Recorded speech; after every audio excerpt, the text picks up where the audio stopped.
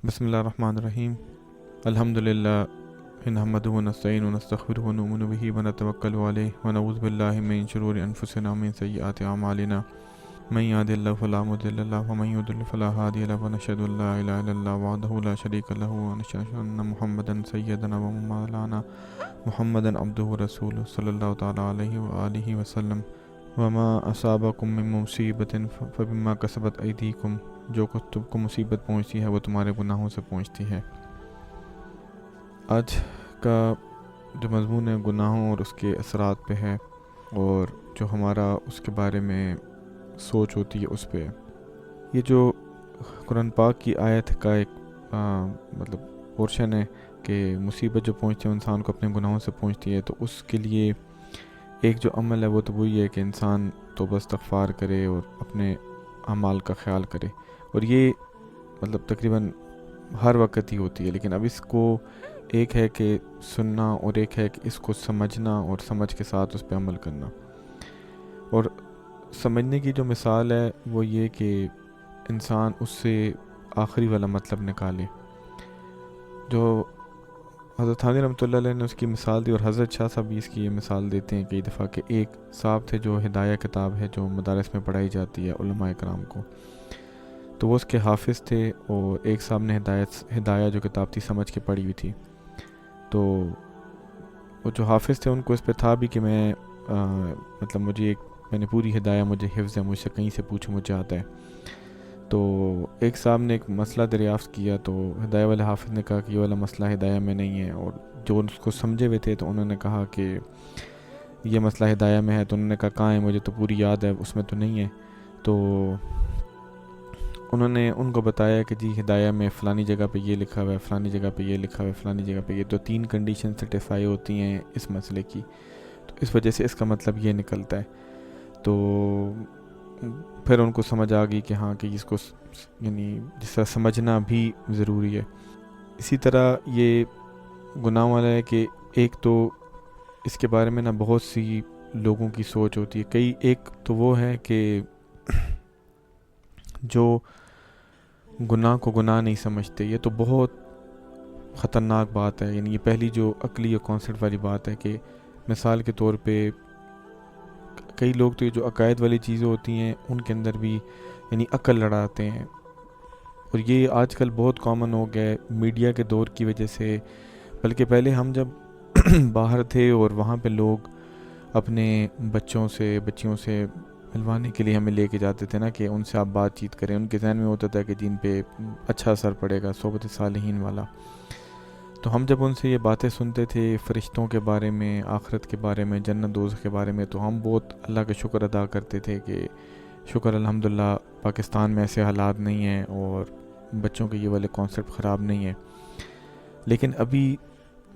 آپ کہیں کہ لاسٹ 10 یعنی گزشتہ 10-12 سالوں میں اتنی زیادہ موبائل نے بھی ترقی کی ہے، میڈیا نے بھی ترقی کی ہے، انٹرنیٹ نے بھی ترقی کی ہے، سوشل پلیٹ فارمز نے بھی ترقی کی ہے.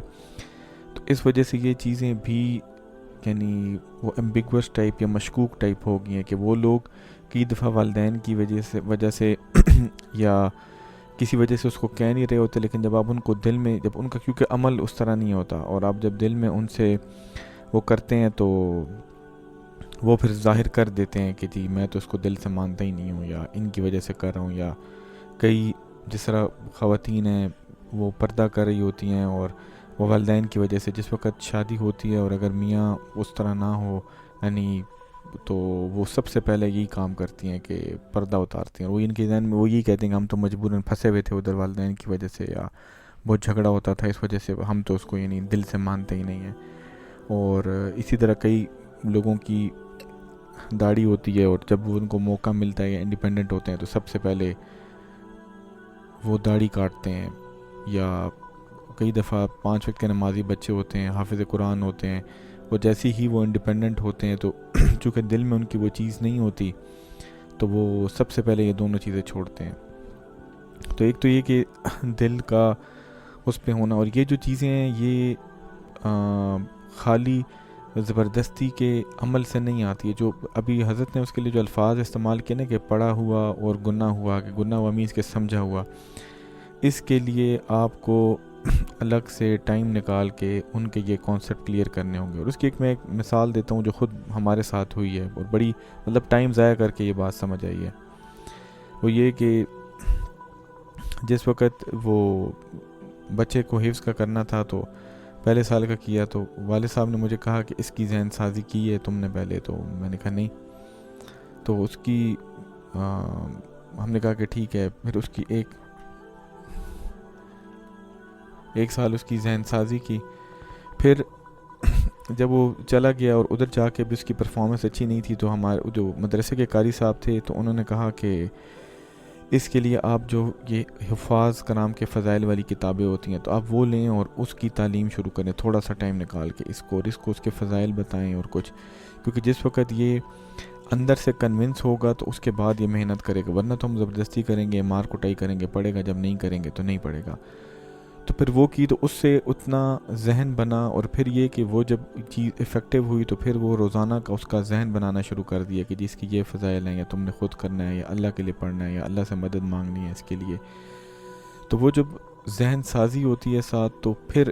انسان کے لیے وہ عمل بھی آسان ہوتا ہے, اس کی چیز بھی ہوتی ہے, پھر اس کو آپ ٹارگٹ دیتے ہیں اس کو پورا بھی کرتا ہے. یا جیسے شیخ الحدیث مولانا ذکریہ صاحب رحمۃ اللہ علیہ کا آتا ہے کہ ان کے والد صاحب ان کو کہتے تھے کہ قرآن پاک تمہیں میں نے اپنے لیے پڑھایا ہے. مطلب یہ نہیں کہ نعوذ باللہ اللہ کے لیے نہیں ہے, مطلب کہ تم یہ پڑھو گے اور تاکہ مجھے اجر ملے. اور مولانا ذکریہ صاحب رحمۃ اللہ علیہ پھر وہ پڑھتے تھے, مطلب ساری زندگی پڑھتے تھے, بہت زیادہ پڑھتے تھے, مطلب ان کا بہت معمول تھا. تو خیر بات شروع ہوئی تھی اس سے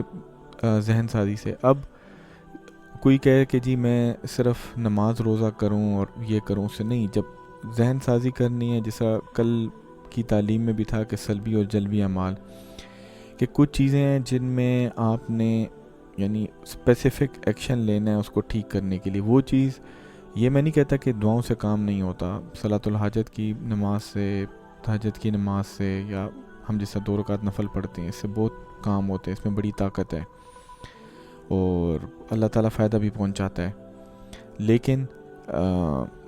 اگر یہ مثال کے طور پہ آپ کا بچہ نماز کے لیے نہیں اٹھا اور آپ خود ٹائم پہ اٹھے ہیں, سنتے پڑھی ہیں, اپنے معمولات کیے ہیں, پھر فجر کی نماز پڑھیں, لیکن آپ مصلی پہ بیٹھ کے دعا کر رہے ہیں کہ جی بچہ اٹھ جائے, اللہ تعالیٰ اس کو ہدایت دے, وہ یہ بھی ضروری ہے. یہ میں نہیں کہہ رہا کہ یہ نہیں کرنا چاہیے, یا ہم بچوں کے لیے نفل نہیں پڑھتے. جب تک جیسا بچے نے مطلب جو حفظ کرنا تھا تو کئی سال تک 2 رکعت نفل پڑھے ہیں, اس لیے کہ محنت اپنی جگہ, لیکن ظاہر بات ہے فیصلہ تو اللہ پاک نے کرنا ہے. تو اللہ پاک سے وہ کرنے کے لیے 2 رکعت نفل صلاۃ الحاجت پڑھنا, کوئی بڑا کام ہو, پیسوں کا مسئلہ ہو, حج پہ جانا کوئی چاہتا ہو, بچے کا حفظ ہو, امتحان ہو, کوئی اور چیز ہو پھنسی ہوئی ہو, تو بس 2 رکعت نفل یہ بہت پاورفل ٹول ہے, اللہ تعالیٰ نے دیا ہے, آپ صلی اللہ علیہ وسلم نے صحابہ کرام کو سکھایا, بس اس کو کریں. لیکن اس کے ساتھ جو اس کی محنت ہے, اس کو تیار کرنا, اس کے جھگڑوں کو برداشت کرنا, اس کی ذہن سازی کرنا,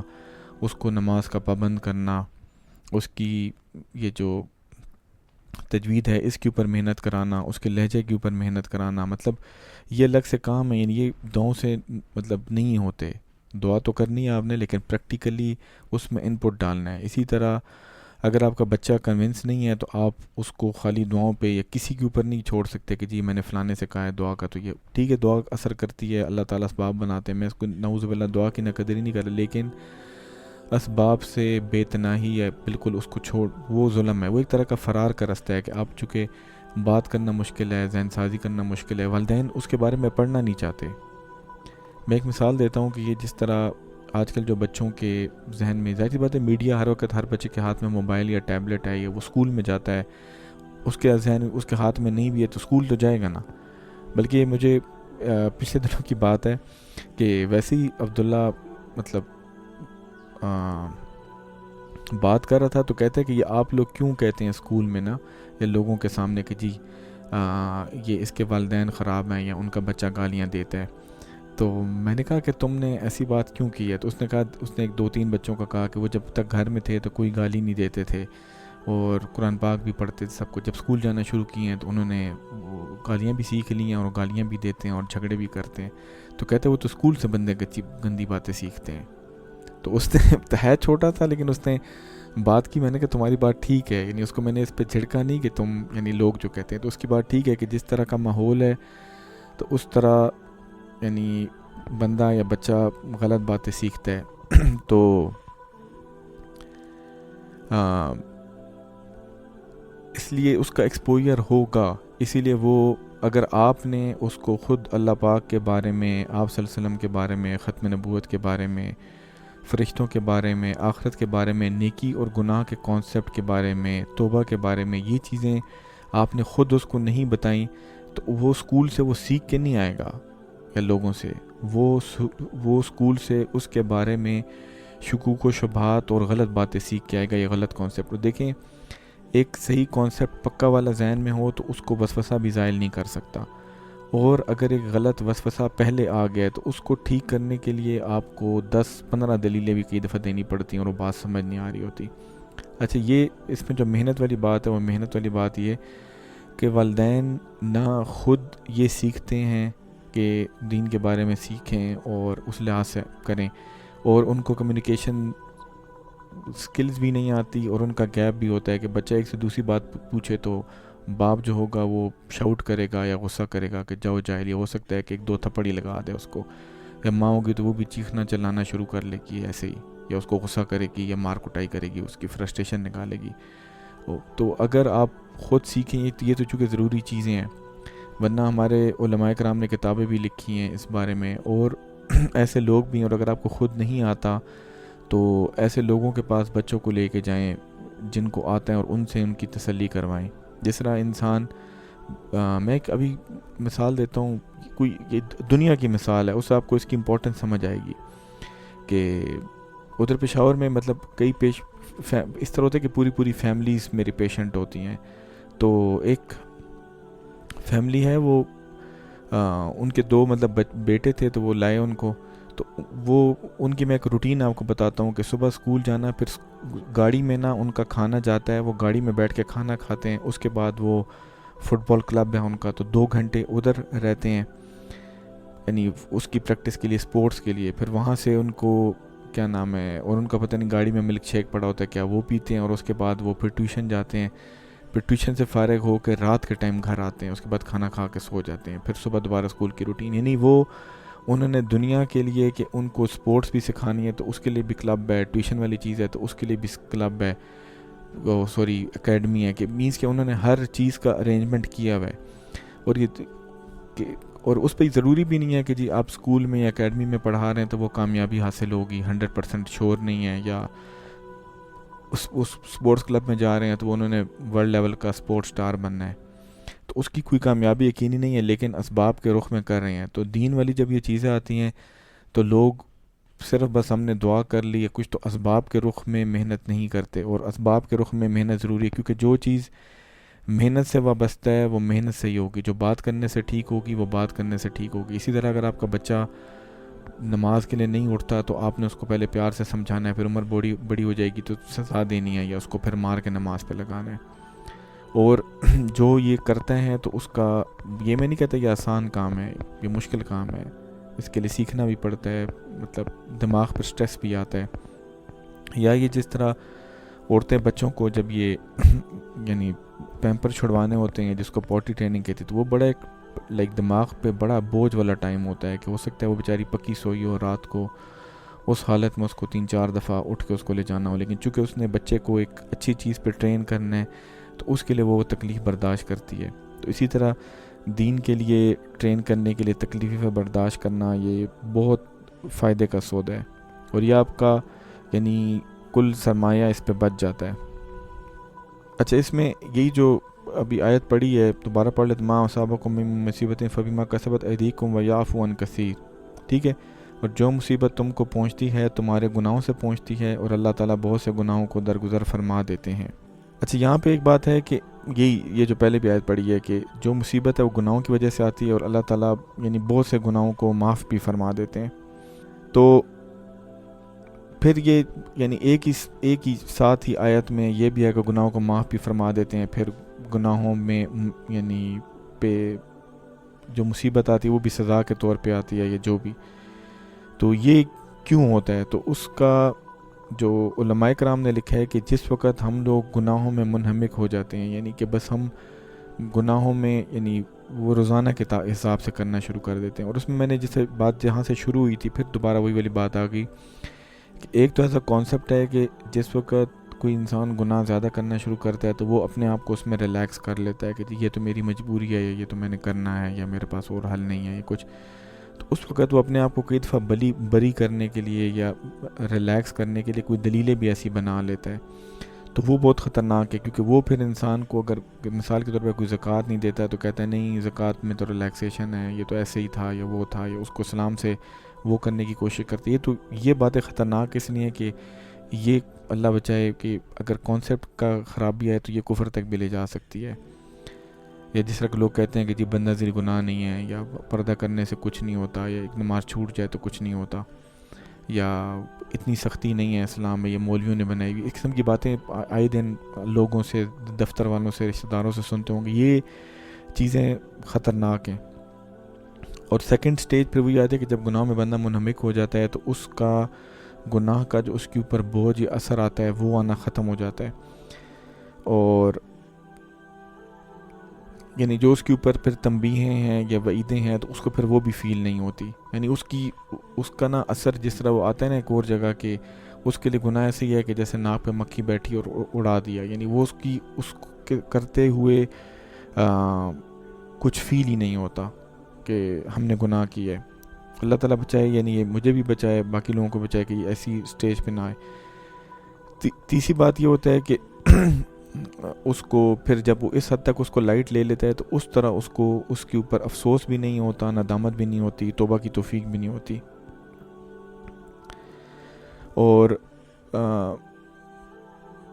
چوتھی پھر یہ کہ یہ جو آتی ہیں نا یعنی یہ اللہ تعالیٰ ہی کی طرف سے آتی ہیں. اور اس کا صرف ایک وہی جو صحابہ کرام کو اسی کے بارے میں ارشاد ہے وہ صرف سمجھانے کے لیے ہے. یہ نہیں کہ نعوذ باللہ ہم اپنی گناہوں والی سٹیج کو صحابہ کرام کے ساتھ کمپیئر کر سکتے ہیں اثر کے لحاظ سے. جو صحابہ کرام رضوان اللہ تعالیٰ اجمعین کو ارشاد ہے وَلَمَّا أَصَابَتْكُم مُّصِيبَةٌ قَدْ أَصَبْتُم مِّثْلَيْهَا قُلْتُمْ أَنَّ هَٰذَا قُلْ هُوَ مِنْ عِندِ أَنفُسِكُمْ. کیا جس وقت تم کو ایسی ایک مصیبت پہنچی جس سے دو چند تم کفار کو، جس سے زیادہ تم کفار کو پہنچا چکے ہو تو تم یوں کہنے لگے کہ یہ مصیبت کہاں سے آ گئی. آپ صلی اللہ علیہ وسلم ان سے کہہ دیجئے کہ تمہارے ہی پاس سے آئی ہے. اس کا تھوڑا سا سیاق و سباق بتا دیتا ہوں کہ غزوہ احد کے بعد کے یہ واقعہ ہے کہ جس وقت آپ صلی اللہ علیہ وسلم نے تیر سواروں کو ایک پہاڑی پہ مقرر فرمایا تھا کہ یہاں سے یعنی کچھ بھی ہو جائے تو یہاں سے ہٹنا نہیں ہے. اور جو اس میں آیت میں اشارہ ہے کہ جس سے زیادہ نقصان تم کفار کو پہنچا چکے ہو، تو وہ اس سے پہلے غزوہ بدر میں مسلمانوں کو فتح ہوئی تھی اور کفار کا بہت زیادہ نقصان ہوا تھا. تو جب یہ مسلمانوں کو فتح ہوئی غزوہ احد میں شروع میں تو جو پہاڑی دے رہا تھا ادھر والوں نے کہا کہ اب تو ہو گئی ہے تو ہم نیچے جا کے مال غنیمت اکٹھا کرتے ہیں. تو اس کے اندر صحابہ کرام میں اختلاف ہوا تو انہوں نے کہا نہیں اب تو جنگ ختم ہو چکی ہے یا کچھ لوگوں نے کہا کہ نہیں ہمیں تو ادھر سے نہیں ہٹنے کا حکم. وہ خیر انہوں نے وہ جگہ چھوڑ دی. تو اس وقت حضرت خالد بن ولید رضی اللہ تعالیٰ عنہ مسلمان نہیں ہوئے تھے، وہ کفار کی طرف سے لڑ رہے تھے. جب انہوں نے وہ خالی جگہ دیکھی تو وہاں سے حملہ کر دیا. پھر جو آگے سے کفار بھاگ رہے تھے جب پیچھے سے حملہ ہو گیا تو وہ بھی واپس آ گئے. تو اس طرح مسلمان آگے اور پیچھے دونوں طرف سے گھیرے گئے اور پھر ان کا نقصان ہوا کافی زیادہ مسلمانوں کا. تو یہ وہاں یہ اس کی ہے. تو اس میں جو چیز ہے کہ ایک آپ صلی اللہ علیہ وسلم کا جو حکم تھا وہ یعنی ایک حکم اس وقت کا اس کی وجہ یعنی ایک حکم کو انہوں نے شروع میں پورا کیا اور آخر میں پورا نہ کیا. ٹھیک ہے، شروع میں وہ اس پہاڑی درے پہ صحابہ کرام بیٹھے رہے اور پھر ایک اجتہادی غلطی کہہ لیں. یعنی ہم وہ تو نہیں کہہ سکتے صحابہ کرام کو کہ انٹینشنل کیا یا نعوذ باللہ مال کی محبت ہی، ایسا نہیں تھا. تو اس کی وجہ سے اتنی بڑی چیز ہو گئی اور یا ایک فتح والی چیز شکست میں بدل گئی اور بہت سارے مسلمان صحابہ کرام بڑے بڑے صحابہ کرام شہید ہو گئے. تو اللہ پاک نے اس پہ بھی یہی کہا ہے کہ یہ اور یہ چیز عام لوگوں کو نہیں کہ صحابہ کرام کو فرمائی ہے کہ یہ وہ ہے. اچھا ایک اس میں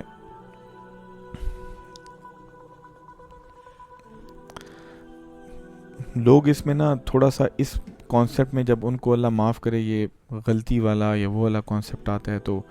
وہ اس میں نا بہت زیادہ وہ سوچنا شروع کر لیتے ہیں کہ صحابہ کرام بھی ایسے تھے، یا نعوذ باللہ صحابہ کرام کی ان کے دل میں قدر کم ہوتی ہے.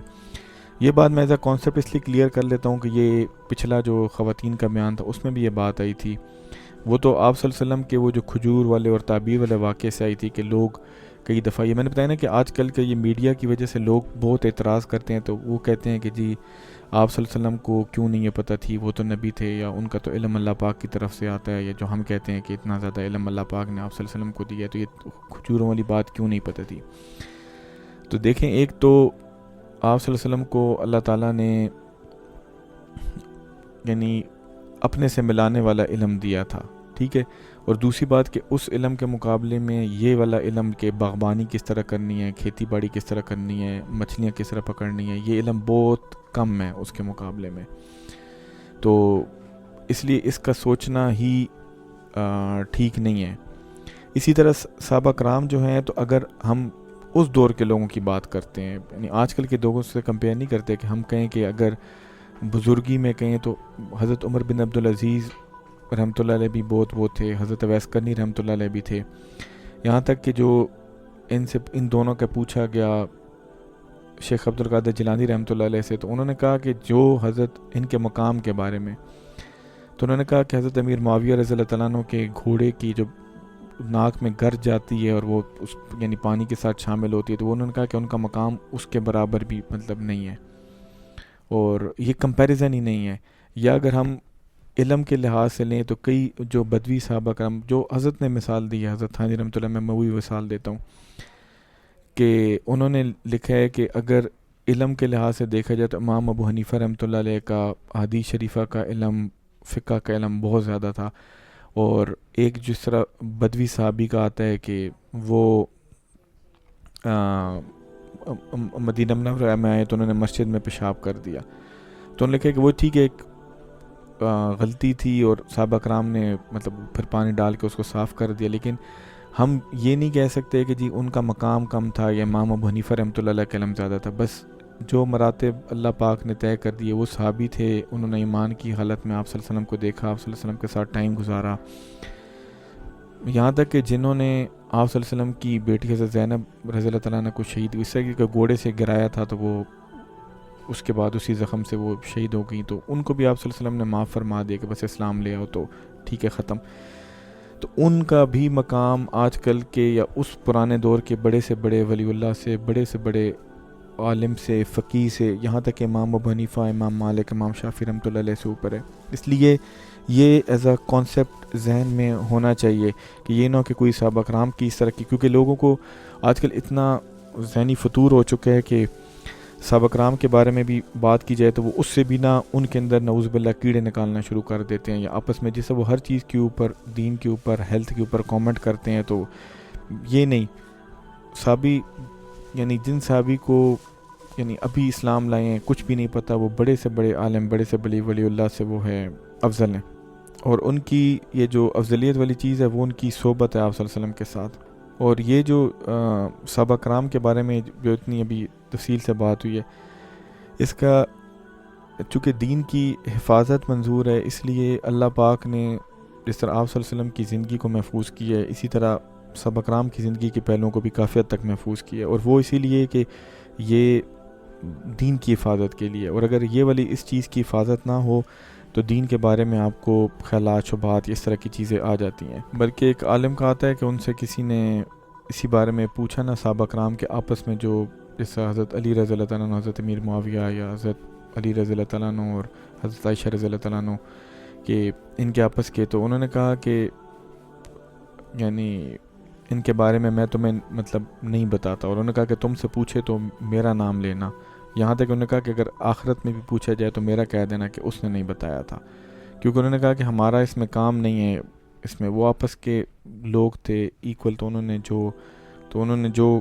کیا یعنی ہم آج کل کے دور میں ان کے اوپر وہ نہیں کر سکتے. اور دوسری چیز آج کل کے دور کے لحاظ سے جو ابھی بات ہو رہی ہے، تو اسی طرح جو اللہ والوں کے پاس جانا یا صحبت اختیار کرنا، یا جیسا عورتیں ہیں یا بچوں کو ان کے پاس لے کے جانا، تو اس میں ہمارا مقصد علمیت نہیں ہوتی کہ جی ہم نے ان سے علم، یہ نہیں کہ ان کو علم نہیں ہوتا کہ ان سے ہم نے علم حاصل کرنا ہے، یا وہ اللہ پاک کے تعلق کے لے جاتے ہیں ان کے پاس. کئی دفعہ لوگ اس کے لیے بھی آتے ہیں کہ جی بس علم بھی ادھر سے ہوتا ہے، علم حاصل ہوتا ہے، فرض عین علم حاصل ہو جاتا ہے، لیکن ہر چیز وہاں سے یہ علمی والی حاصل نہیں ہوتی، وہاں سے اللہ پاک کا تعلق حاصل ہوتا ہے. اور اس کی حضرت تھانوی رحمۃ اللہ علیہ نے یہ مثال دی ہے اسی چیز کی کہ جس طرح وہ تھے، یا مولانا رشید احمد گنگوئی رحمۃ اللہ علیہ کیا، تو وہ کہتے ہیں کہ ہم لوگ یعنی علماء تھے، لیکن ہم حضرت حاجی صاحب رحمۃ اللہ علیہ کے پاس اس دل کی حالت کے لیے گئے تھے کہ جو دل کی حالت ہے وہ بہتر ہو، تو باقی علم تو ہمارا ان سے زیادہ تھا. اور بلکہ مولانا رشید احمد گنگوئی رحمۃ اللہ علیہ کہتا کہ جب یہ والا مسائل ہوں گے تو حضرت حاجی صاحب بھی ہم سے پوچھیں گے یا ہماری بات پہ عمل کریں گے. ان کی بات ٹھیک تھی، یعنی علمی بات میں تو ہم علماء یا مفتیان کرام کے پیچھے ہی چلیں گے، لیکن جو دل والی چیز ہے یا وہ چیزیں ہیں ان کے لیے پھر صاحب دل کے پاس ہی جانا ہوتا ہے، اور اللہ والوں کے پاس انسان اس دل والی کیفیت کے لیے جاتا ہے، اور اسی ہی کے لیے جانا چاہیے. یعنی اس میں نیت بھی وہ نہیں کرنی چاہیے کہ مجھے یہ فائدہ ہو جائے یا کوئی اور فائدہ ہو جائے، بس اسی کے لیے جانا چاہیے. باقی جس نے اور جو جتنا اس پہ کام کرتا ہے وہ بنیاد پہ کام کرتا ہے دین کی، جیسے میں نے ابھی یہ چیزیں بتائی ہیں کہ یہ بنیاد سے مراد یہ کہ جیسے عقائد ہو گئے یا دینی کانسیپٹس، تو اس کی آگے والی چیزیں اتنی بہتر ہوتی ہیں. جس طرح یعنی آپ صلی اللہ علیہ وسلم نے اپنے دور میں وہ کی، پھر ہم جس طرح خلفائے راشدین کا کہتے ہیں کہ انہوں نے بنیاد رکھی، ان میں بنیاد کا بھی سب سے پہلے کہتے ہیں حضرت بکر صدیق رضی اللہ تعالیٰ عنہ کا. تو وہ جتنا بنیاد پہ کام کرتا ہے اتنی عمارت مضبوط ہوتی ہے. اسی لیے آپ صلی اللہ علیہ وسلم نے اتنی محنت کی اور قربانیاں دی. قربانیوں میں سے اگر ہم دور نہ جائیں تو سب سے انسان کی قیمتی چیز اس کی اولاد ہوتی ہے. تو آپ صلی اللہ علیہ وسلم کی اولاد میں 4 بیٹیاں ہیں، حضرت زینب رضی اللہ تعالیٰ عنہ وہ بھی شہید ہوئیں، پھر حضرت ان کے بعد جو دوسرے نمبر پہ تھیں حضرت کمی بیشی معاف فرمائے حضرت رقیہ، تو وہ جب غزوہ بدر کا ٹائم تھا تو وہ بیمار تھیں، لیکن آپ صلی اللہ علیہ وسلم ان کو چھوڑ کے حضرت عثمان رضی اللہ تعالیٰ عنہ سے کہا کہ یعنی ہم دونوں میں سے ایک جہاد، تو آپ صلی اللہ علیہ وسلم جہاد کے لیے چلے گئے، حضرت عثمان رضی اللہ تعالیٰ عنہ کو چھوڑ دیا. پھر جب واپس آ رہے تھے تو وہ اس وقت ان کی قبر سے مٹی انہوں نے ڈالی تھی، یعنی مینس کہ اسی وقت ان سے فارغ ہوئے تھے. پھر حضرت فاطمہ رضی اللہ تعالیٰ عنہ نے بھی بہت غربت دیکھی، مشکل ٹائم دیکھا، اور آپ صلی اللہ علیہ وسلم کے بعد یعنی زیادہ جدائی بھی برداشت نہیں کی، لیکن ان لوگوں نے قربانیاں بھی دیں. اور دوسری چیز جو میں نے ابھی کی ہے کہ جس طرح جہاد ایک، یہ کل بھی بات ہوئی تھی کہ جس طرح جہاد ایک ضروری امر تھا، دینی امر تھا، لیکن اس وقت ایک یہ بھی تھا کہ جی ایک بیمار بندہ ہے اور اس کا یعنی کوئی اور خیال کرنے والا نہیں ہے، تو آپ صلی اللہ علیہ وسلم نے حضرت عثمان رضی اللہ تعالیٰ عنہ کو ان کے لیے پیچھے چھوڑ دیا. اس سے ایک اور بات بھی آتی ہے جو ابھی تھوڑی دیر پہلے بھی کی ہے کہ جو چیز جس عمل سے ہوتی ہے نا وہی کام کرنا ہے. یعنی بچے کے لیے دعا کرنا الگ ہے، لیکن اگر اس کو سمجھانا ہے تو سمجھانے والا عمل سمجھانے سے ہی ہوگا. اچھا، ایک چیز جو اسی اب یہ علم والی بات چل پڑی ہے تو اسی میں ایک اور بات کر لیتا ہوں کہ آج کل چونکہ یہ انٹرنیٹ کی وجہ سے لوگ یا بچے یا وہ جیسے میں نے بتایا اسکولوں میں کالجوں میں سن کے آتے ہیں، تو وہ بہت زیادہ نا نئی چیزوں کے بارے میں کر لے ہوتے ہیں کہ جی یہ جائز ہے، یہ جائز ہے اور یہ ناجائز ہے، اس طرح. تو ایک تو جو اصول فقہ ہیں وہ تو علماء نے طے کر دیے، اور یہاں تک کہ بڑے بڑے صاحب ہدایت جن کا بھی پہلے ذکر بھی کیا کتاب کا، کہ ان کا ہے کہ وہ بھی اصول فقہ میں وہ نہیں کر سکتے. جو قرآن و حدیث سے اصول مستنبط کر کے لکھ دیے وہ وہی ہیں جو پرانے دور میں. یہاں صرف یہ کہ جو فروعی مسائل ہیں جو پہلے دور میں نہیں تھے جو ابھی آ گئے ہیں اس کے بارے میں، کہ جس طرح پہلے بحری جہاز میں نماز ہوتی تھی، آج کل ہوائی جہاز میں نماز ہے، یا ٹرین میں نماز ہے. یعنی جو چیزیں اس وقت ہوائی جہاز ٹرین وغیرہ ہوتے ہی نہیں تھے کہ ان میں کس طرح کریں گے، یا جس طرح آپ گاڑی میں سفر کرتے ہیں یا آپ کی یہ پانی وغیرہ ہوتا ہے کہ پہلے اور طرح کا پانی ہوتا تھا، ابھی بور کا پانی نکالتے ہیں، اس میں چیزیں مطلب مینس کہ آج کل کے دور کے تو یہ والے، یا جس طرح یہ بینکنگ کا سسٹم ہو گیا یا سودی نظام یا آپ کی تنخواہیں اس سے آنا، تو یہ آج کل کے مسائل ہیں. تو اس کے اندر فروعی جو ہے وہ اجتہاد ہو سکتا ہے اس موجودہ مسئلے کا، لیکن اصول پرانے والے ہی ہوں گے سارے. اچھا، ایک اس میں کہ یہ پھر بار بار مضمون سے وہ ہٹ جاتے ہیں کہ ہم نے جیسا شروع کیا تھا کہ گناہ کا علم ہونا، پھر اس کا یہ کہ انسان اپنے آپ کو گناہ گار سمجھے، اور یہ گناہ گار سمجھنے والی چیز میں بھی نا بہت زیادہ ہے کہ اس کے اندر نا دو آج کل جو بہت بڑا ایک حجاب آ گیا ہے اس چیز سے، کہ اگر جس طرح حضرت نے اپنی کتاب میں بھی لکھا ہے کہ دونوں چیزیں ضروری ہیں، مطلب ایک تو جو فرائض والی چیزیں ہیں وہ تو ہیں ہی ضروری، جیسے نماز، روزہ، حج، زکوٰۃ، یعنی اس کا، اور جب یہ چیز آپ کی ٹھیک نہیں ہے تو اور کوئی مجاہدہ وغیرہ بھی ضروری نہیں ہے، اور دوسرا جو گناہ ہے، گناہ سے بچنا۔ اب ایک کچھ لوگوں کو یہ جیسے میں نے بتایا نا کہ شیطان نے ہر لیول پہ محنت کی ہوئی ہے یا لوگوں کو مختلف ان میں گناہوں میں ڈالا ہوا ہے، تو ایک یہ بھی چیز ہے کہ وہ گناہ کروا رہا ہوتا ہے، لیکن ساتھ نیکیوں میں نا جس طرح فرائض نمازیں پوری ہیں تو ایک چیز ساتھ ایکسٹرا سٹارٹ ہو جائے گی، مثال کے طور پہ وہ اوابین پڑھنا شروع کر لے گا، یا تہجد پڑھنا شروع کر لے گا، یا قرآن پاک کی تلاوت ایک پارے کی۔ یہ میں نہیں کہتے یہ کم چیزیں، اللہ تعالیٰ سب کو نصیب کرے، بڑی چیزیں، لیکن ان کو کروا کے اور اس کو پھر تسلی دے گا کہ تم تو بہت بڑے بزرگ بن گئے اور تمہیں یعنی اس سے فرق نہیں پڑتا، یا اس کو یہ جو گناہوں والی چیز ہے وہ اس سے چھپا دیتا ہے ایک طرح کا، تو اس وجہ سے وہ اپنے آپ کو بزرگ بننا شروع کر لیتا ہے، اور یہ چیز مردوں اور عورتوں دونوں میں ہے، اور اس کا بھی بہت زیادہ نقصان ہے، اور کیونکہ یہ جب تک یہ چیز ہوتی ہے نا انسان اپنے آپ کو وہ، اور اس کا ایک سادہ سا کرائٹیریا ہے، ہم تو کہہ نہیں سکتے کہ انسان صرف وضو غسل سے شروع کرے اور ان کی چیزوں کا کہ کون کس حد تک پڑھتا ہے یا کرتا ہے، تو وہ انسان کو پتہ چل جائے گا کہ جی میں کتنا اس پہ عمل کرتا ہوں یا کس طرح ہے، یا وہی جس طرح حضرت اس کے لیے جملہ استعمال کرتے ہیں کہ ہماری نماز یا ہماری عبادت اللہ تعالیٰ کے دربار میں پیش کرنے کے قابل ہے۔ یہ چیز تو اتنی وہ ہے کہ صحابہ کرام بھی یہ کام نہیں کر سکتے تھے کہ وہ اپنی عبادات پہ وہ ہوں، لیکن آج کل جیسے میں نے بتایا نا کہ چونکہ اس کی دل کے اندر وہ ایز اے کانسیپٹ وقت اتنی نہیں ہے، تو انسان اس کو وہ کرتا ہے، اگنور کرتا ہے، یا اس کو اتنا بڑا کر لیتا ہے کہ میرے دین کی چیزیں چل رہی ہیں تو گناہوں والی چیزوں کو وہ نہیں کرتا، یعنی اس کا وہ اس کی نا نظر سے اوجھل ہو جاتی ہیں، اور کئی لوگ باقاعدہ اس چیز کے اوپر نا یعنی ان کے منہ سے یہ الفاظ بھی نکلتے ہیں کہ پتہ نہیں اللہ کہ ہمیں اللہ تعالیٰ نے کس گناہ میں پکڑ لیا، یہ الفاظ ہوتے ہیں ان کے کہ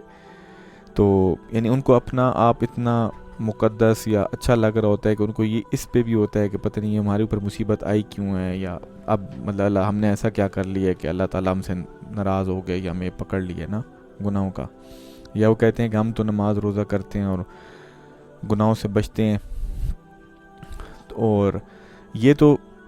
دیندار لوگوں کا، یہاں تک کہ یہ تو آگے ایک اور چیز ہو گیا کہ جو بندہ مثال کے طور پہ 2 یا 3 نمازیں بھی پڑھتا ہے تو وہ بھی آج کل یہی جملہ استعمال کرتا ہے کہ ہم نے ایسا کیا کر لیا ہے کہ اللہ تعالیٰ نے ہمارے اوپر یہ کیا ہے یا ہمیں اس میں مبتلا کیا ہے، یعنی ایک تو دیندار ہو کے وہ کرے تو پھر بھی اس کی غلطی ہے، لیکن جو لوگ بالکل بھی نہیں ہیں یا ان کا کوئی چیز بھی نہیں ہے تو وہ بھی اس چیز کے اوپر، اور اسی طرح جو کامیابی اور ناکامی اور مصیبت اور آرام یا اس کا کرائٹیریا جو ہے وہ صرف دنیا اور دنیا کی چیزیں، مثال کے طور پہ ایک بندہ نماز مثال کے طور پہ 2 یا 3 پڑھتا ہے، 2 قضا کرتا ہے، اور بھی کام کرتا ہے، مال میں حلال حرام کا خیال نہیں کرتا، لیکن اگر اس کے پاس مال زیادہ ہے، دنیا کی چیزوں کی فراوانی ہے، تو وہ کہے گا کہ اللہ تعالیٰ مجھ سے خوش ہے، اور اسی کے مقابلے میں ایک دوسرا بندہ ہے کہ جس کی یہ چیزیں ٹھیک ہیں ساری، اور اس کے پاس بھی اگر مال کم ہوتا ہے تو تب اس کو وہ کہتا ہے کہ پتہ نہیں میں تو نمازیں بھی پوری پڑھتا ہوں، اللہ تعالیٰ مجھ سے ناراض ہے کیا کہ میرے اوپر یہ مالی سختی آئی ہوئی ہے۔ تیسرے وہ لوگ ہیں، یہ تینوں میں بھی کیٹیگریز آپ کو بتا رہا ہوں، تیسرے وہ لوگ ہیں جو نماز بھی کرتے ہیں، گناہوں سے بھی بچاتے ہیں، اور اس کے بعد اگر ان پہ کوئی مالی مصیبت یا پریشانی آتی ہے تو اس سے پریشان نہیں ہوتے، لیکن اگر ان کی دینی چیزیں خراب ہونا شروع ہوتی ہیں، مثال کے طور پہ اگر ان کی نمازوں کے اندر مسئلہ آنا شروع ہو، حلال کمائی کے اندر وہ ہو، یا یعنی بچے دین سے ہٹنا شروع ہوں یا اس طرح، تو اس سے ان کو ٹینشن سٹارٹ، یعنی ان کو اس سے نہیں فرق پڑتا، اگر وہ مصیبت پریشانی آتی ہے، کوئی حادثہ ہو جاتا ہے، کسی کی ڈیتھ ہو جاتی ہے، کوئی مالی نقصان ہو جاتا ہے، تو ان کا دل تو بہت اللہ تعالیٰ سے اس پہ ہوتا ہے، وہ اس پہ بھی ان کی شکر والی کیفیت ہوتی ہے کہ اللہ تعالیٰ نے یا آسانی کی ہے, یا اللہ تعالیٰ بیماری میں بھی وہ صبر بھی کرتے ہیں اور اللہ تعالیٰ کا شکر بھی ادا کرتے ہیں کہ اللہ پاک نے یہ کر لی ہے. لیکن ان کو اس چیز کی ٹینشن, اگر دینی ان میں مسئلہ شروع ہو, یا جس طرح اگر غیبت ہونا شروع ہو جائے, جھوٹ نکلنا شروع ہو جائے, حلال کمائی کی صورتیں مشکل ہو جائیں, اس سے ان کو پریشانی ہوتی ہے. کیا تو یہ تیسرے والے جو میں نے بتائے ہیں یہ ایکچول ہیں کہ اللہ تعالیٰ اس طرح کی ہمیں نصیب کرے. آئیڈیل نہیں ہے, آئیڈیل تو اللہ تعالیٰ بس ہمیں بنائے اپنے رحم و فضل سے, لیکن پہلے دو کیٹیگریز میں نہ کرے کہ اپنے اعمال کے اوپر ہو. اور جو بندہ اگر گناہوں والی حالت میں ہے یا نیکیاں کرتا ہے اور وہ یہ کہتا ہے نا کہ جی ہم نے تو اتنی نیکیاں کی ہیں, ہم تو یہ بھی کرتے ہیں, تہجد بھی پڑھتے ہیں, یہ بھی کرتے ہیں, یہ بھی کرتے ہیں, تو یہ بھی عجب میں آتا ہے, کیونکہ اس میں ہماری طرف وہ ریفر کرتا ہے انسان اپنا کہ جی میں یہ تہجد پڑھتا ہوں, میں یہ قرآن پاک کی تلاوت کرتا ہوں یا کیا. اس میں جبکہ ایکچوئل یہ ہے کہ اللہ تعالیٰ نے مجھے اس کی توفیق دی, اللہ تعالیٰ. بلکہ میں ایک دفعہ یہ ایک دو ساتھیوں نے کہا کہ تم یعنی کیوں اس طرح کے وہ کہتے ہو نا کہ جیسا نہیں ہوتا کہ انسان اپنی تعریف کرتا ہے, تو انہوں نے کہا کہ یہ چیز غلط ہے. تو میں نے کہا میں جو چیز اللہ تعالیٰ نے دی ہے اس کو منع تو نہیں کر سکتا. پھر مجھے خیر اس کی پریشانی تھی, میں نے اس کا یہ سوال جواب والی مجلس کے لیے سوال بھی لکھ کے حضرت کو بھیجا, اور ایک یہ جو صبح ہوتا ہے مطالعہ سیرت بصورت سوال والا, اس کے لیے بھی اس کا سوال لکھ کے بھیجا. تو وہ دونوں ویب سائٹ کے اوپر پڑھے ہوں گے کہ میں نے کہ یہی چیز حضرت کو لکھ کے بھیجی کہ میں اس چیز میں مبتلا ہوں, تو یہ کیا ہے. تو حضرت نے ساتھ کہا کہ اگر انسان اس چیز کو اپنی طرف ریفر کرے تو پھر تو یہ عجب اور اس میں آتا ہے, اور اگر اس کا وہ اللہ تعالیٰ کی طرف ہر چیز کی نسبت کرے اور کہے کہ اللہ تعالیٰ نے مجھے الحمدللہ نمازوں کی توفیق دی, اللہ تعالیٰ نے مجھے رمضان میں اعتکاف کی توفیق دی, اللہ تعالیٰ نے مجھے یعنی عمرے کی توفیق دی, قرآن پاک کی تلاوت کی توفیق دی, تو وہ اگر اس کا ریفرنس اللہ تعالیٰ. تو میں نے حضرت سے پھر پوچھا کہ اس کو کرنے کا طریقہ کیا ہے. تو حضرت نے کہا کہ منہ سے اس کو یعنی ایک تو دل میں بھی اس کا خیال ہو اور زبانی بھی کہے, اکیلے میں بھی کہے, لوگوں کے سامنے بھی کہے, اس کو بار بار اس چیز کو ریپیٹ کرے کہ اللہ تعالیٰ نے یہ کیا, اللہ تعالیٰ نے مجھے نماز کی توفیق دی, اللہ تعالیٰ نے مجھے جماعت کے ساتھ نماز کی توفیق دی, تاکہ انسان کا ذہن اپنی طرف نہ جائے. اور آج کل کے دور میں حضرت تھانوی رحمۃ اللہ علیہ اور حضرت کا بھی آتا ہے کہ ہم جو لوگوں کا وجود ہے اس دنیا میں تمام تر گناہوں نافرمانیوں کے ساتھ, تو یہ بہت بڑا اللہ تعالیٰ کا فضل اور رحم ہے. مطلب ہمارے جس طرح کے حالات ہیں تو ہم یہ تو کہہ ہی نہیں سکتے کہ جی ہمارے ساتھ اللہ تعالیٰ نے ایسا کیوں کیا ہے, بس جو ہے اس پہ وہ کریں. اب اس میں ایک آخری بات کہ جو لوگ کہتے ہیں کہ جی جو آج کل کے دور میں غیر مسلم ہیں تو ان کے ساتھ تو ایسا معاملہ نہیں ہے, یا وہ دنیا میں ترقی کر رہے ہیں اور مسلمان دنیا میں کمزور ہیں. اس کی دو چیزیں ہیں, ایک پہلی چیز ہے انتظام, اور دوسری چیز ہے مسلمان یا اللہ تعالیٰ کے ساتھ تعلق ہونا. پہلے انتظام والی چیز کی مثال دے کے سمجھاتا ہوں. تو حضرت تھانوی رحمۃ اللہ علیہ نے اس کی وہی جو حدیث شریف ہے کہ جو آپ کے حکمران ہیں یا جو فیصلے آتے ہیں تو وہ اللہ تعالیٰ کی طرف سے آتے ہیں, یعنی جو دنیا کی آپ کی وہ چیزیں ہوتی ہیں کہ اگر آپ کے اوپر حکمران اس طرح ظالم ہے یا کچھ تو وہ آپ کے اعمال کی وجہ سے ہے. تو اس پہ لوگوں جب یہ کریں گے تو وہ ٹھیک ہوگا. بلکہ انہوں نے ایک بزرگ کی مثال بھی دے کے انہوں نے کہا کہ انتظام کا, تو انہوں نے کہا کہ آج کل انتظام سارا خراب چل رہا ہے, تو انہوں نے کہا کہ صاحب انتظام ٹھیک نہیں ہے. تو کہتے ہیں کہ وہ صاحب کے, انہوں نے کہا کہاں پہ, انہوں نے کہا کہ فلانی جگہ پہ جاؤ تو وہ ادھر ایک خربوزہ بیچنے والا ہے وہ ہے. تو کہتے ہیں بندہ ادھر گیا, اس نے خربوزہ ایک کاٹا, دوسرا, تو اس نے کہا میٹھا نہیں ہے تو میں پیسے نہیں دیتا, اور اس کو پیسے نہیں دیے. اور ایک دفعہ دوبارہ گیا تو سارا انتظام, تو انہوں نے کہا کہ ابھی, تو انہوں نے کہا صاحب انتظام ٹھیک ہے. تو اس نے بلکہ ان بزرگ نے اس کو ایک دمڑی, نہیں اس وقت کا سکہ تھا, وہ دیا کہ وہ ایک کے پیچھے ایک پانی کا پیالہ دیتا ہے, وہ پانی بیچتا ہے. تو جب گیا اس نے دیا تو وہ پیالہ اس نے گرا دیا اور کہا کہ اور دو. تو اس نے اس کو ایک تھپڑ مارا اور کہا کہ پہلے اور دمڑی دو, اور یہ یعنی کہ اس کے بغیر میں پانی نہیں دوں گا. تب اس کو احساس ہوا کہ اچھا یہ وہ ہے. تو جس وقت انسان کے اعمال اچھے ہوتے ہیں اللہ تعالیٰ کے ساتھ, یعنی ایز اے امت مسلمانوں کا تعلق اچھا ہوتا ہے, تو خود بخود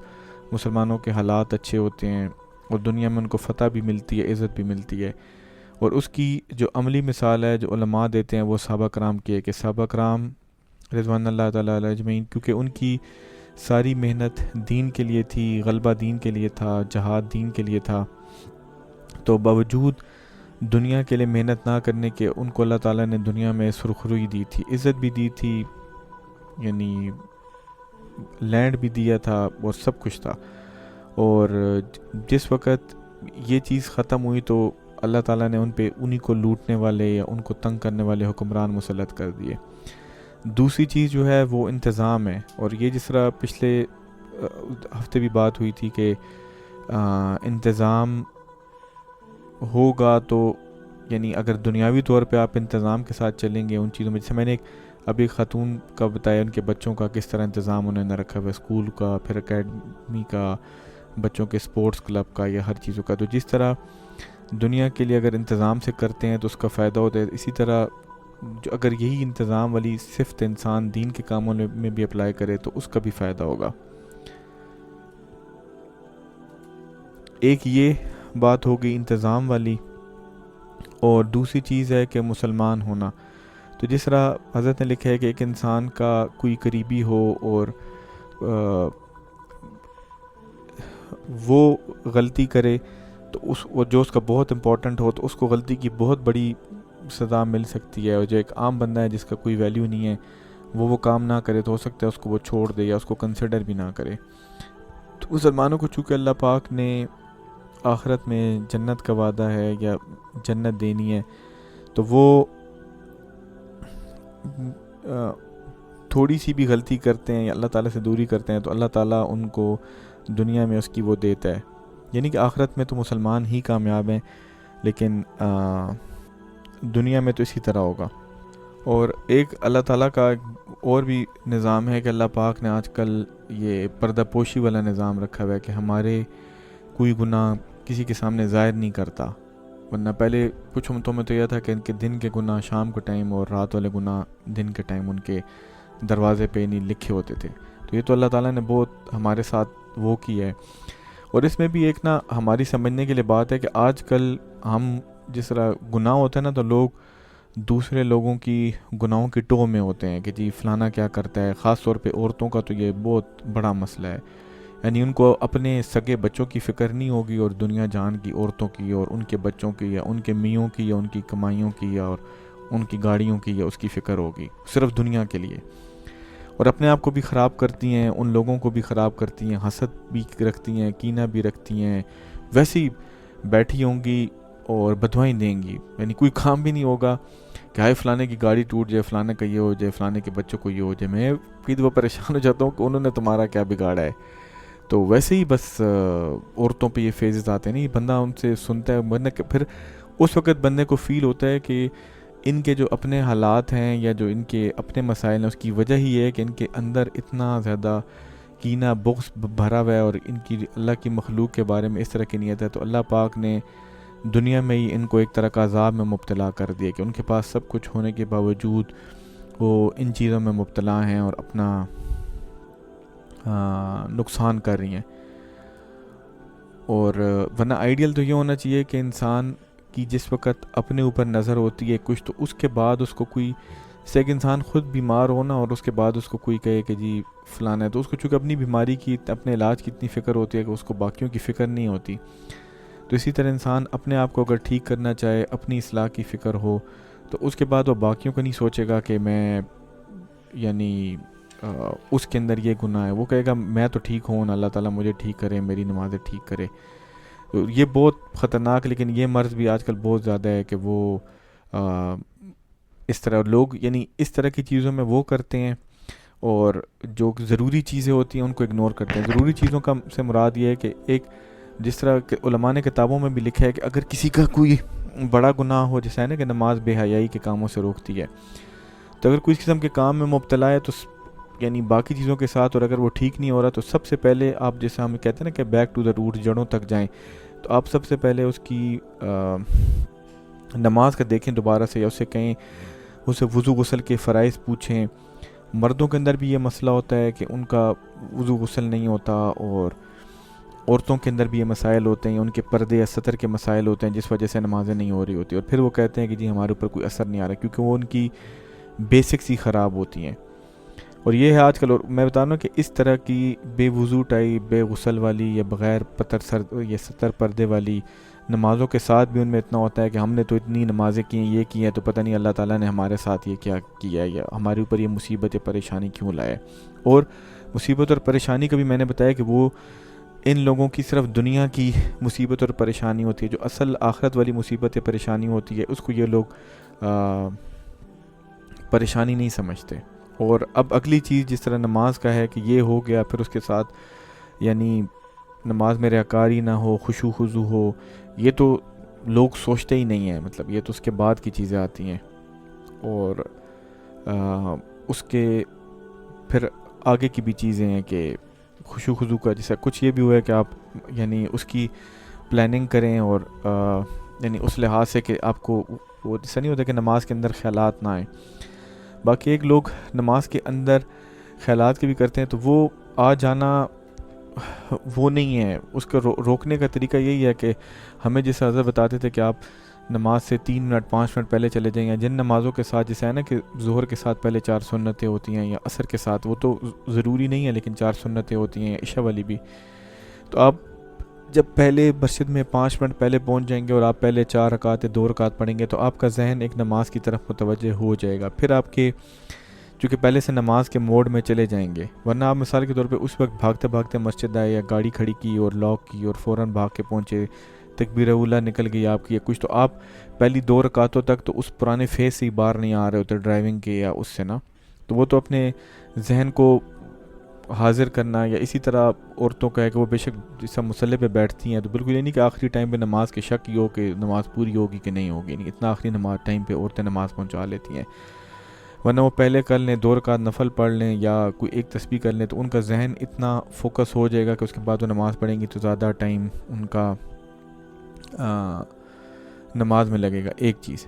دوسری چیز جو کچھ لوگ ایک جو ہوتا ہے کہ دینی لوگوں پہ اعتراض، تو دینی لوگوں کا یہ ہے کہ دیکھیں اگر کوئی عالم ہے یا وہ دینی مسئلے میں ہے کچھ، تو وہ اگر اس کا نماز کے اندر دھیان جاتا بھی ہے تو وہ دین کے لیے چلا جاتا ہے. یہ نہیں کہ یہ آئیڈیل ہے، لیکن اگر چلا جاتا ہے تو وہ اتنا زیادہ نماز کے منافی نہیں ہے جتنا عام بندے کا. اور اسی کا جو لوگ یہ اعتراض کرتے ہیں علماء پہ، ہم نے خود سنا ہے، یعنی کہ وہ نہیں ہے کہ ان کے نماز کے اندر بھی کئی رکعتوں میں باقاعدہ پوری فلموں کی سٹوریاں یا سین ہی چل رہے ہوتے ہیں، چونکہ ان کا زیادہ ٹائم اسی پہ گزرتا ہے. تو وہ جس وقت نماز کے اندر بھی کھڑے ہوتے ہیں تو وہی سین ہی چل رہے ہوتے ہیں. اللہ تعالیٰ اس سے ہماری حفاظت فرمائے. اور 2 اس میں اور باتیں ہیں، بس اس کو پھر موضوع کو آج ختم کرتے ہیں. کہ ایک جو حدیث شریف میں کلکم خطاؤن و خیر الخطائین التوابون، یعنی تم سب خطا کار اور خطا کاروں میں بہتر وہ ہے جو بہت توبہ کرنے والے ہیں. کہ گناہوں سے نا امید نہ ہو، اور جیسے ہی ہو جائے تو ایک تو اس کو ذہنی طور پہ اس کو گناہ سمجھنا، کیونکہ جب ذہنی طور پہ گناہ سمجھے گا عقلی طور پہ تو اس کو فوراً توبہ کی توفیق ہوگی. پلس اس کو گناہ کرنے میں پورا مزہ نہیں آئے گا، کیونکہ اس کے ذہن پر ٹینشن ہوگی کہ میں گناہ کر رہا ہوں. تو اور توبہ کرنے والے ہمیشہ کامیاب ہوتے ہیں، جتنی دفعہ ہو اتنی زیادہ دفعہ توبہ کرے. اور اصلاح کی وہ کرے. اچھا ایک جو ایسی بات آ گئی ہے ذہن میں کر دیتا ہوں کہ کئی جو اہل اللہ ہوتے ہیں، یعنی جو اللہ والے ہوتے ہیں، تو ان کے اوپر بھی مصائب پریشانیاں آتی ہیں. ان کے بچے بھی نافرمان ہو سکتے ہیں، دنیاوی طور پہ ان کو کوئی تکلیف، مطلب کوئی ہاتھ پیر کا مسئلہ ہو سکتا ہے، کوئی اور جسمانی بیماری، شوگر ہو سکتی ہے، کوئی اور چیز ہو سکتی ہے، پیشاب کا مسئلہ ہو سکتا ہے. تو وہ لوگ کہتے ہیں کہ یہ تو اللہ والے ہیں، ان کو کیوں دنیاوی پریشانی ہوئی ہے.